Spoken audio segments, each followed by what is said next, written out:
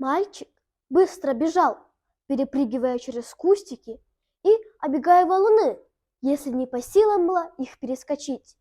Нигде не задержался ни на секунду, ни возле высоких трав, ни возле камней, хотя знал, что были они вовсе не простые.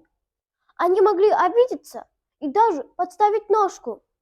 «Машина-магазин приехала! Я приду потом!» бросил он на ходу лежащему верблюду.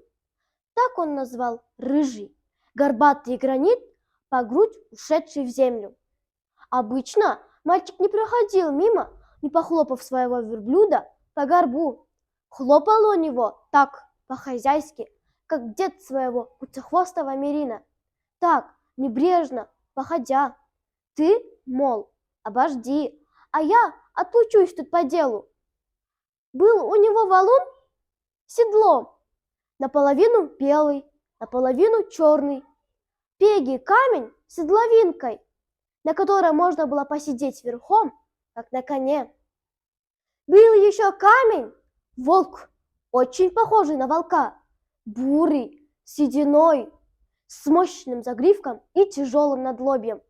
К нему он подбирался ползком и прицеливался. Но самый любимый камень – это танк, несокрушимая глыба у самой реки на подмытом берегу. Так и жди, кинется танк с берега и пойдет, и забурлит река, закипит белыми бурунами. Танки в кино ведь таки ходят, с берега в воду и пошел. Мальчик редко видел фильмы и потому запоминал виденное. Дед возил своего внука в кино на совхозную племферму в соседнее урочище за горой. Потому и появился на берегу танк, готовый всегда ринуться через реку. Были еще другие, вредные или добрые камни, и даже хитрые и глупые.